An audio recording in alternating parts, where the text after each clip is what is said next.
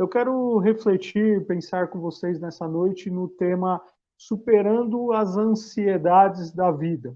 E para isso eu convido você a abrir sua Bíblia comigo no Evangelho de Jesus, escrito por Mateus, no capítulo 6. Mateus, capítulo 6, nós leremos a partir do verso 25. Mateus, que foi a temática da escola bíblica deste trimestre, encerrando hoje aí com uma excelente aula do Lucas e do pastor Jefferson, né? O livro, o evangelho que também tem sido utilizado pelo pastor Jefferson como base para as pregações do mês de junho, né? E eu, então, recebendo esse convite, eu quero pensar com vocês nessa temática dentro do texto aqui, descrito no Evangelho de Jesus segundo Mateus, né? Mateus capítulo 6, a partir do verso 25. Eu estarei fazendo a leitura na versão NVI, nova versão internacional. Diz assim a palavra do Senhor. Portanto, eu lhes digo, não se preocupem com a sua própria vida, quanto ao que comer ou beber, nem com o seu próprio corpo, quanto ao que vestir. Não é a vida mais importante que a comida e o corpo mais importante que a roupa? Observem as aves do céu. Não semeiam, nem colhem, nem armazenam em celeiros. Contudo, o Pai Celestial as alimenta. Não têm vocês muito mais valor do que elas? Quem de vocês, por mais que se preocupe, pode acrescentar uma hora que seja a sua vida? Por que vocês se preocupam com roupas? Vejam como crescem os lírios do campo. Eles não trabalham, nem tecem. Contudo, eu lhes digo que nem Salomão, em todo o seu esplendor, vestiu-se como um deles. Se Deus veste assim a erva do campo, que hoje existe e amanhã é lançada ao fogo, não vestirá muito mais a vocês, homens de pequena fé. Portanto, não se preocupem dizendo que vamos comer, ou que vamos beber, ou que vamos vestir. Pois os pagãos é que correm atrás dessas coisas, mas o Pai Celestial sabe que vocês precisam delas. Busque, pois, em primeiro lugar o reino de Deus e a sua justiça, e todas essas coisas lhes serão acrescentadas. Portanto, não se preocupem com o amanhã, pois o amanhã trará as suas próprias preocupações. Basta cada dia o seu próprio mal. Vamos orar?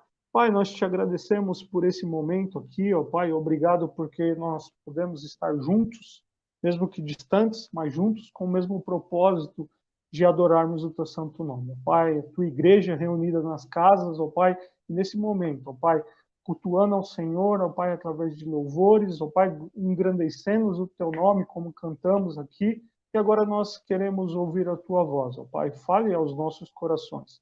Pai, silencie as nossas vozes para que nós possamos ouvir a sua voz. Pai, que o Senhor, teu Espírito, fale aos nossos corações. Essa é a minha oração, em nome de Jesus. Amém. Então, nosso tema é superando as ansiedades da vida. Eu gostaria de introduzir essa reflexão com algumas perguntas. E a primeira pergunta que eu queria fazer para você, para a nossa reflexão, e que eu faço para mim mesmo, é: você é uma pessoa ansiosa? Algumas vezes você se sente ansioso? Se sim, o que te deixa ansioso? Vivemos em um contexto onde existe uma grande preocupação em corresponder aos padrões implantados e ditados como modelo ideal pela sociedade. O homem e a mulher, eu e você, estamos constantemente na corrida pelo sucesso, na corrida da vida, e muitas vezes, dentro dessa corrida, têm pouco tempo de refletir sobre o verdadeiro significado da vida.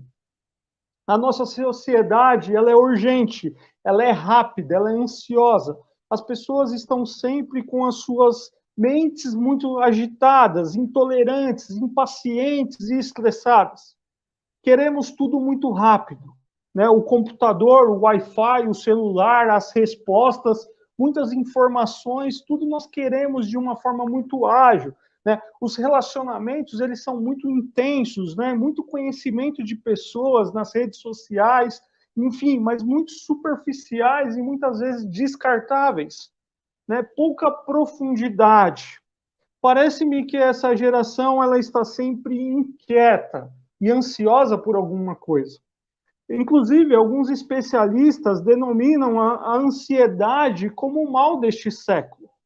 Em uma pesquisa rápida e simples que fiz na internet, dizia que no Brasil, de acordo com informações da Organização Mundial da Saúde, a OMS, há mais de 18 milhões de pessoas que sofrem de ansiedade. O ambiente de crise, formado, por exemplo, por dificuldades financeiras, briga nas famílias, estresse no trabalho, pode ser um fator de risco para o desenvolvimento de um quadro de ansiedade. Eu não sou médico, não sou especialista no assunto, mas quando nós falamos de ansiedade, é muito claro, e obviamente tem aquela ansiedade comum, né, que é aquela ansiedade, aquele negócio que você fica preocupado e que mexe com você quando, por exemplo, você vai fazer uma entrevista de emprego, né?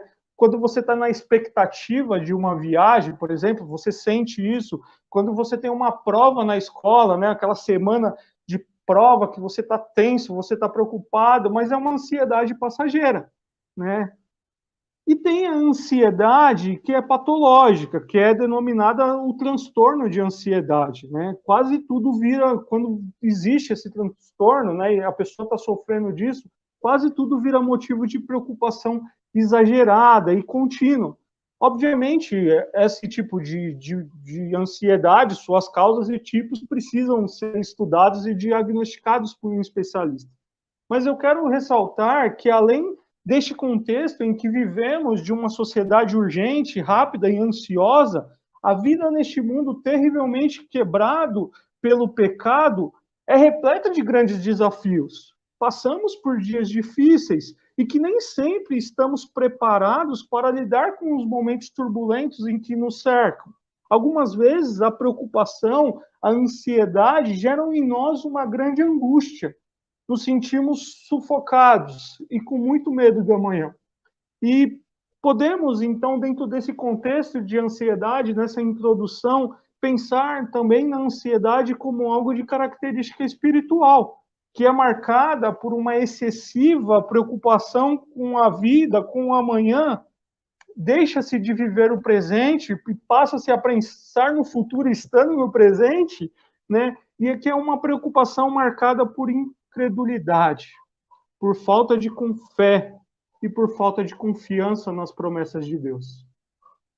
No texto que nós lemos, Jesus falou sobre a ansiedade, esse tipo de ansiedade que eu estou falando aqui, essa falta de fé, essa incredulidade nas promessas de Deus. Nós estamos aqui no contexto do Sermão do Monte, texto que nós lemos, já estudado na IBD, em outras pregações, onde Jesus ele apresenta o padrão de como aqueles que o seguem deveriam viver. Ele revela o padrão da vida para os cristãos que é totalmente oposto ao padrão do mundo. No Sermão do Monte, Mateus ele detalha uma amostra do ensino de Jesus e a mensagem deste sermão leva os ouvintes daquela época e nos leva também a olharem para Deus e para dentro de si de forma que busquem viver uma vida que honre a Deus e que demonstre amor aos seus semelhantes. Aqui no capítulo 6 de Mateus, que nós lemos, Mateus descreve as palavras de Jesus referente à vida do cristão. E se você voltar um pouquinho no início do capítulo 6, você vai ver que o Mateus aqui começa descrevendo as palavras de Jesus sobre a ajuda aos necessitados, quando ele diz: tenham cuidado de não praticar suas obras de justiça diante de outros para serem vistos por eles. Então, depois ele vai falar sobre a oração do Pai Nosso aqui. Quando vocês orarem, não sejam como os hipócritas, que gostam de ficar em pé lá em frente aos outros, né? Depois ele vai falar sobre o jejum. E aí ele vai, então, parece que afunilando Jesus no seu discurso, e ele, então, entra nos tesouros na terra e o tesouro no céu. E ele termina o capítulo 6, no verso 24, dizendo que ninguém pode servir a dois senhores, pois odiará um e amará o outro, ou se dedicará a um e desprezará o outro. Vocês não podem servir a Deus e ao dinheiro. E este é o grande, então, contexto em que essa passagem deve ser lida, o que dá, inclusive, significado para a introdução do verso 25, quando Jesus diz, portanto, ou na sua versão, por isso eu lhes digo.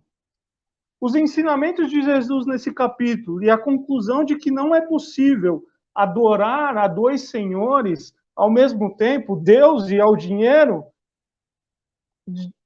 introduz isso dizendo que quando você escolher um deles, ele vai dominar o seu coração. Então, se você escolheu não ficar preocupado com as posses, com as riquezas, que é o que Jesus vem falando anteriormente. Então, Jesus ele vai introduzir isso e começa a levantar a questão de como os seus discípulos, então, terão as suas necessidades básicas e legítimas satisfeitas.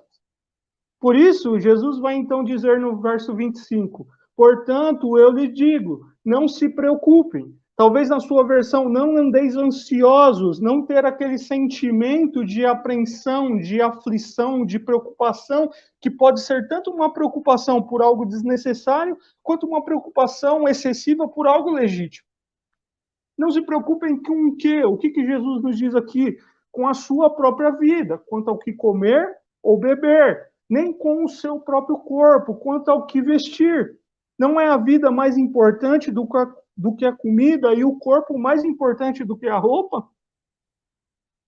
Jesus, ele vai dizer nesse texto, nesses versos que nós lemos, 4 vezes, para que seus discípulos não devem andar preocupados, ansiosos. Veja, nós já falamos o verso 25. Portanto, eu lhe digo, não se preocupem com as suas próprias vidas. Se você for para o verso 27, veja as palavras de Jesus. Quem de vocês, por mais que se preocupe ou que esteja ansioso, pode acrescentar uma hora que seja a sua vida? Verso 31, portanto, não se preocupem dizendo o que vamos comer, ou o que vamos beber, ou o que vamos vestir. Depois do verso 31, ali entre 32 e 34, ele vai dizer, portanto, não se preocupe com o amanhã, pois o amanhã se preocupará consigo mesmo.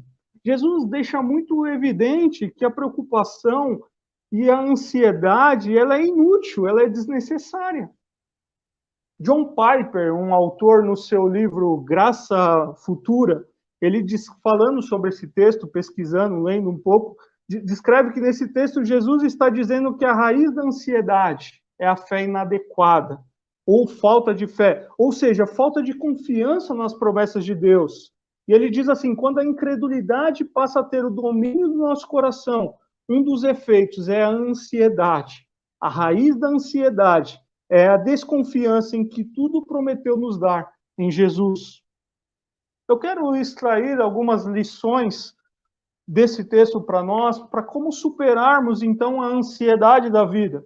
E a primeira lição para nós é que nós superamos as ansiedades da vida quando nós reconhecemos a nossa incredulidade. Difícil, muitas vezes, reconhecermos isso. Queridos, nós nunca seremos capazes de controlar todas as coisas, algumas que nós desejaríamos porque são legítimas, como, por exemplo, a comida e o vestimento. Nós não conseguimos garantir que todas as nossas necessidades sejam satisfeitas da nossa forma. Pensa comigo em alguns exemplos. Imagina que você seja um agricultor. Você pode controlar o tempo e o crescimento da plantação. Obviamente existem métodos aí para você plantar, semear, colher, desenvolver o que você plantou, mas a chuva, o vento muito forte, você não pode controlar isso, né? Imagina, né, nós, quem é pai e mãe, você consegue controlar o coração do seu filho? Embora você tenha a responsabilidade de pastorear, de ensinar o coração do seu filho, você não controla o coração dele. Né? Jesus, ele não está negando e desprezando a necessidade legítima do corpo. O que ele está enfatizando que ficar concentrado e preocupado com conforto material é uma falsa preocupação. Nós vivemos em uma sociedade consumista, estamos sempre querendo mais e nós justificamos como necessário aquilo que nós queremos e que não deveria e que não é tão necessário, que é supérfluo. Ficamos inquietos até conseguir aquilo que desejamos. Jesus ele não está aqui proibindo o pensamento, a prevenção, o planejamento, e nem está estimulando a ociosidade, nos isentando de trabalhar e ganhar o sustento. O que ele está dizendo é que a ansiedade e a fé cristã são algo incompatíveis. Talvez nós precisamos reconhecer a nossa ansiedade. e que, consequentemente, tem gerado em nossos corações, ou é fruto de um coração marcado por incredulidade, por falta de fé, por falta de confiança nas promessas de Deus. Precisamos reconhecer que quando somos ansiosos e sentimos que estamos agindo dessa forma, nós precisamos reconhecer que somos ansiosos. Porque este não é o jeito que Jesus deseja que vivamos. E quantos de nós, nos nossos dias, temos sofrido disso? Recentemente eu tive um problema de depressão, tive que correr para o hospital e o primeiro diagnóstico que deram ali foi crise de ansiedade, porque é algo muito recorrente. E aí eu expliquei, o que estava acontecendo, daí tive um outro problema, tive que voltar no dia seguinte, e aí perceberam que não eram isso. Mas o primeiro diagnóstico que eu recebi foi crise de ansiedade. Você passou nervoso esse dia? Você está muito... Foi o questionário que fizeram. Por quê? Porque isso está muito comum. Ainda mais diante de uma pandemia, diante do cenário que nós estamos vivendo. Mas o cristão, ele pode passar, e em alguns momentos vai passar por crises de ansiedade, por momentos que está muito ansioso, mas ele precisa reconhecer que em momentos como esse, muitas vezes ele não está confiando em Deus, muitas vezes ele não está dependendo de Deus, e muitas vezes ele está querendo controlar coisas que ele não consegue controlar e que ele precisa descansar nos cuidados de Deus. Separei alguns textos aqui para nós, por exemplo, Salmo 56, verso 3, quando o salmista diz: mas quando eu estiver com medo, confiarei em ti. O ansioso, aquele que está muito amedrontado, ele precisa confiar em Deus. Salmos 37, dos versos 3 a 7. Confie no Senhor e faça o bem, assim você habitará na terra e desfrutará com segurança. Deleite-se no Senhor e Ele atenderá os desejos do seu coração. Entregue o seu caminho ao Senhor, confie nele e Ele agirá. Ele deixará claro como a alvorada que você é justo e como o sol do meio-dia que você é inocente. Descanse no Senhor e aguarde por Ele com paciência. Não se aborreça com o sucesso dos outros, nem com aqueles que maquinam o mal. Descanse no Senhor. 1 Pedro 5, 7. Lancem sobre ele toda a sua ansiedade. E a palavra aqui é a mesma que Jesus usa aqui, porque ele tem cuidado de vocês. Coloque diante de Jesus, a sua ansiedade, aquilo que tem mexido com a sua mente, tem te agitado, e que você tem reconhecido muitas vezes que é falta de confiança em Deus. Talvez é noite de olharmos para a palavra de Deus e de olharmos para o Senhor e falar: Senhor, desculpa, perdão, porque eu tenho falhado nisso. Perdão, porque eu tenho confiado nas minhas habilidades. Perdão, porque eu tenho confiado no meu senso de fazer planejamento, de controlar variáveis, de fazer um monte de coisa, mas eu quero descansar no Senhor. Veja que o texto continua, e Jesus vai, então, nos versos 26 a 30, pedir que seus discípulos observem as aves do céu, que não semeiam, não colhem, não armazenam, e que estão livres, desimpedidas e despreocupadas. Mas, contudo, o Pai Celestial as alimenta. E Jesus pergunta: e vocês não valem mais para Deus? Muito mais que os passarinhos? Vocês não têm muito mais valor que as aves? E ficar preocupado vai fazer com que você acrescente uma hora à sua vida. E essa palavra que Mateus usa aqui, ela tem duplo sentido, Uma hora à sua vida, ou talvez centímetros à sua estatura. Tem dois significados. O fato é que acrescentar uma hora a mais na nossa vida, ou alguns centímetros à nossa estatura, está fora do nosso alcance. A preocupação, ela não alonga a vida. Pelo contrário, ela pode se tornar uma questão patológica, aqui como falamos, e sim encurtar a vida. Assim como Deus, ele cuida do tempo, da nossa vida. Assim como Deus cuida do tempo, Ele cuida da nossa vida, das coisas que estão fora do nosso alcance. Devemos confiar nele para as coisas de menor importância, como comida e roupa. E aí nos versos 28 a 29, e aí Jesus vai continuar. Então, por que vocês se preocupam com roupas? Vejam como crescem os lírios do campo. Eles não trabalham, não tecem, mas já viram a forma e as cores belas que as flores do campo têm? Como se Jesus estivesse dizendo isso. Nem Salomão vestiu-se como uma delas. Se Deus veste assim e dá atenção às flores do campo, não acha que Ele cuidará de vocês, e vai fazer o que é melhor para vocês. E olha o que Jesus diz: homens de pequena fé. Jesus, ele está nos orientando a olhar, a fixar os olhos e a considerar o cuidado de Deus para com as aves e para com as flores do campo, a pensar no cuidado providencial de Deus. Nós podemos confiar nele para nos alimentar e nos vestir. A ansiedade, muitas vezes, nos impede de desfrutar e de ter percepção do cuidado de Deus para com as nossas vidas. Nos faz esquecer da nossa importância para Deus e apaga de nós a visualização das promessas de Deus descrita para nós nas Escrituras. E aqui eu quero extrair uma segunda lição para nós, porque nós superamos as ansiedades da vida quando nós confiamos na provisão do Senhor. Na provisão daquele que cuida das aves e dos lírios e que tem cuidado de nós. Aquele que produz recursos para os passarinhos se alimentarem, sementes e outros alimentos que os pássaros comem. Ou seja, Deus produz os meios na natureza para que os pássaros se alimentem. Os pássaros, perdão. Da mesma forma, as flores do campo, através do processo que ele criou para elas extraírem do solo o seu sustento.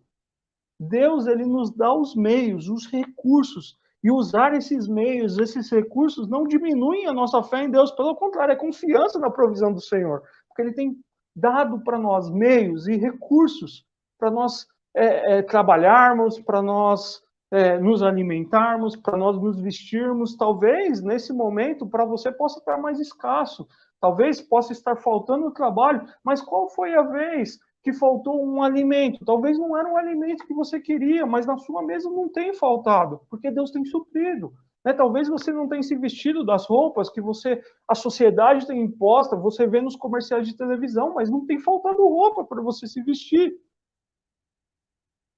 Quando nós olhamos para as Escrituras, nós vemos não somente um Deus que criou o universo, mas que sustenta e que preserva diariamente, a cada momento. Nada em toda a criação permanece ou age independente da vontade do Senhor.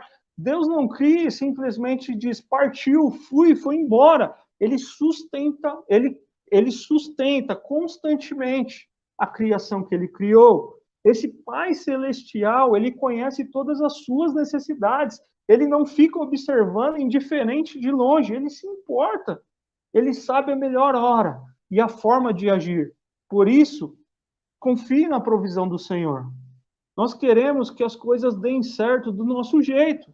Nós queremos aquilo que nós achamos que era melhor, que é melhor para nós. Nós queremos o resultado final das coisas.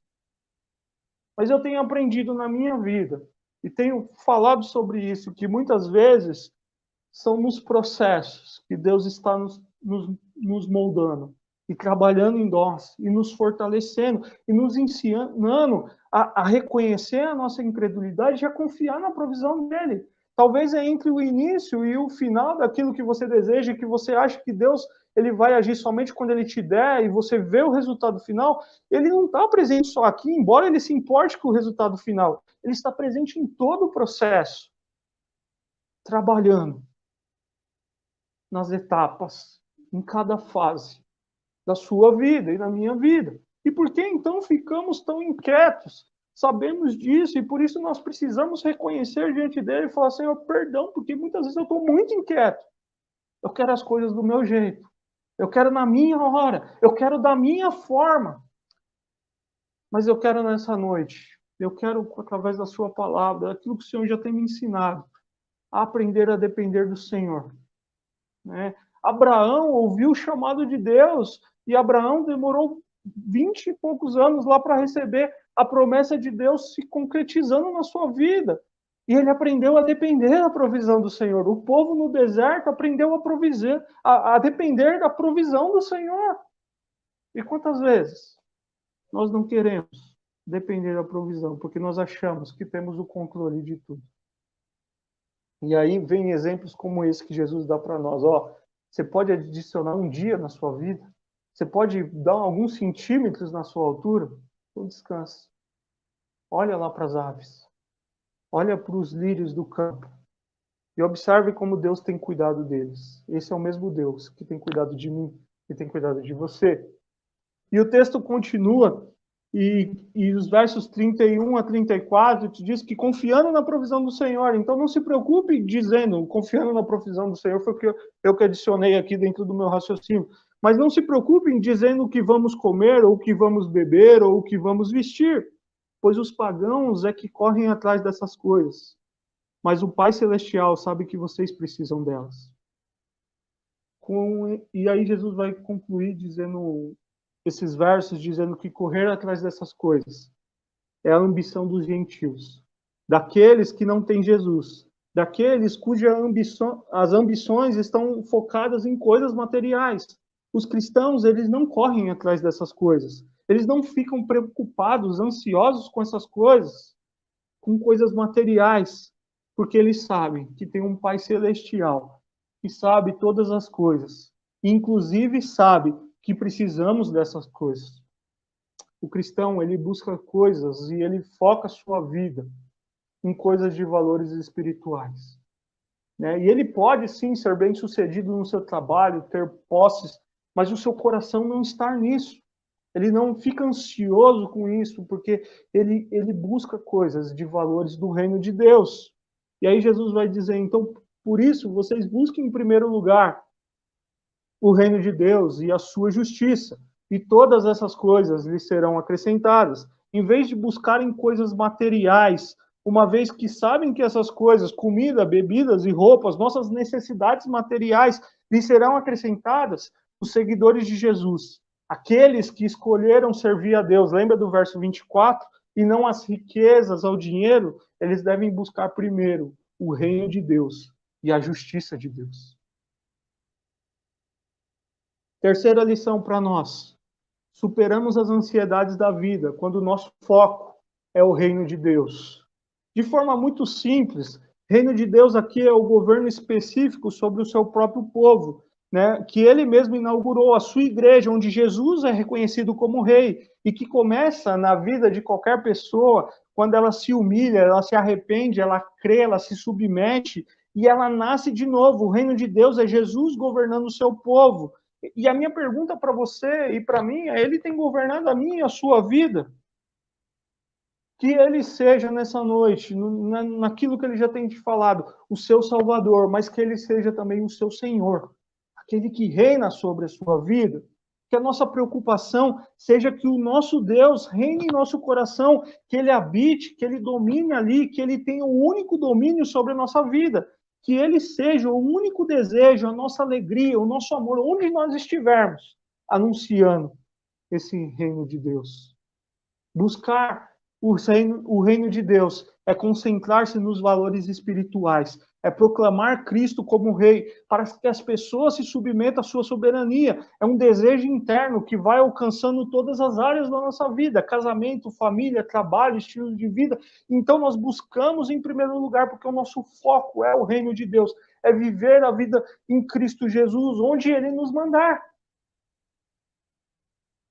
Mas Jesus fala, não somente do reino de Deus, mas ele separa aqui, ele fala a sua justiça. E a justiça aqui é meio complexo o entendimento, mas justiça ela está relacionada com a retidão do caráter e de tudo quanto Deus faz. Deus mesmo, ele age e ele administra o seu reino de acordo com a sua lei. Ou seja, ele exige que os outros se conformem a ele. A justiça de Deus significa que ele é justo na aplicação da sua lei, ele não mostra favoritismo ou parcialidade. Ele se importa conosco, independente ele não tem esse lado de favoritismo e gosta mais de um de outro, ele se importa com a sua criação. Né? Buscar a justiça é lembrar que ele ama a justiça e odeia o mal. É um Deus justo que deseja justiça em cada comunidade humana, não apenas na comunidade cristã. Justiça é um dos frutos do reinado de Deus em nosso coração. É o amor a Deus e a toda a humanidade que flui da fé em Jesus. Um dos propósitos de Deus para a sua comunidade nova e redimida é que esse padrão de justiça seja aceito universalmente. E é essa vida que nós temos que viver. Se você entregar a sua vida à causa dele, no mundo, onde estiver, ministério, trabalho, família, em vez de ficar preocupado com as necessidades materiais, ele garantirá que você tenha tudo o que precisar para fazer a vontade dele, Que a glória de Deus seja o nosso interesse. E é interessante que a gente conhece e usa bastante esse texto, né? Porque busque, pois, em primeiro lugar o reino de Deus e a sua justiça, e todas essas coisas lhe serão acrescentadas, né? E a gente acha que então Deus vai dar tudo. Não, ele tem um contexto, né? E ele apresenta o que ele vai dar, ele vai suprir as nossas necessidades básicas, que é o que é apresentado aqui. Mas ele diz: busque, pois, em primeiro lugar o meu reino. Viva o meu reino. Viva essa justiça de Deus, esse Deus que tem um caráter santo, reto, né, que não age com parcialidade, e manifesta isso onde você estiver. Portanto, não se preocupem com o amanhã, pois o amanhã se preocupará consigo mesmo. Basta cada dia o seu próprio mal. Não nos preocupemos em acumular tesouros sobre a terra, em aumentar a riqueza neste mundo. Preste atenção no que Deus está fazendo hoje e não fiquem preocupados sobre o que pode ou não acontecer amanhã, porque o amanhã pode ter dificuldades e nós nem sabemos se estaremos no amanhã, mas Deus estará lá para nos ajudar se estivermos no amanhã, mas Ele sempre estará lá, né? Lendo recentemente um livro, o autor ele citava uma frase do Spurgeon que diz: a ansiedade não livra o amanhã de suas tristezas, apenas esvazia o hoje da sua força. A ansiedade não livra o amanhã de suas tristezas, mas quando nós estamos ansiosos, nós estamos esvaziados no hoje, no presente, das nossas forças. Sempre que ficamos ansiosos, estamos preocupados no momento presente sobre alguma coisa que vai acontecer no futuro, mas não sabemos o amanhã. E esses nossos temores podem ser que nem se concretizem. Precisamos aprender a descansar no Senhor e a viver um dia de cada vez. Podemos e devemos planejar o futuro, buscar conquistar uma carreira de sucesso, se for isso que Deus tem para a sua vida. Podemos e devemos, mas isso não deve nos controlar. Isso não deve tirar a nossa noite de sono. Que o nosso foco seja o reino de Deus. Que a glória de Deus seja o nosso interesse supremo no dia de hoje, no presente e no futuro, mas sabendo que o amanhã poderá ser mais difícil, mas o amanhã pertence a Deus, mas descansando nele, porque ele estará aqui e estará lá. Essa é a certeza que nós temos.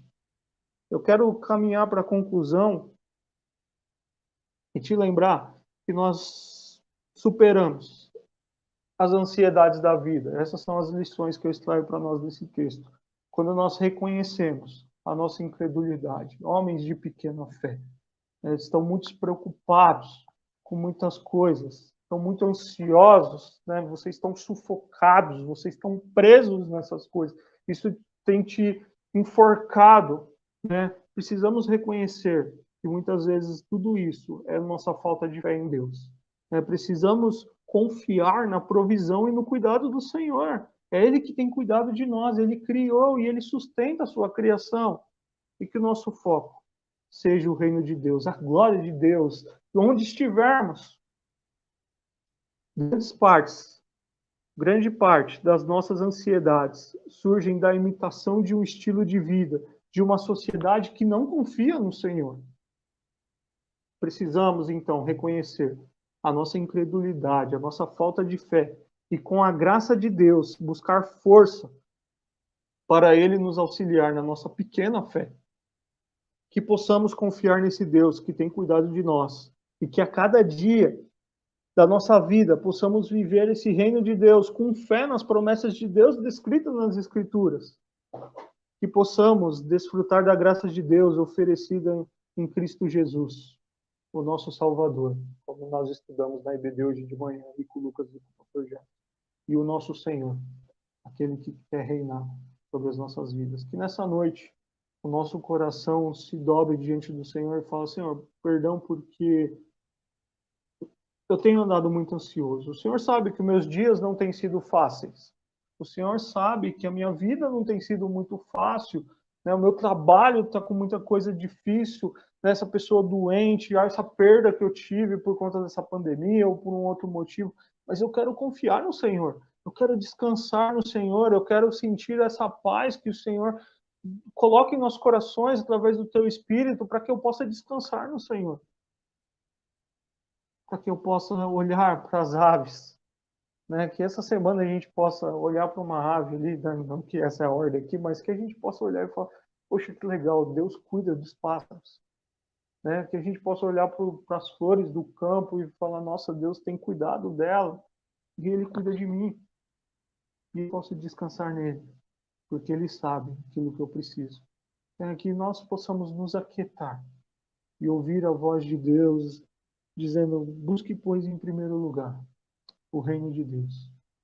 Né? Seja um bom profissional, um servo de Deus lá no seu trabalho. Seja um bom servo de Deus como marido, como pai, como filho, como mãe, enfim, onde Deus te enviar, porque aquilo que é mais importante para você é servir o seu Deus e dar a glória a Ele, onde Ele te mandar.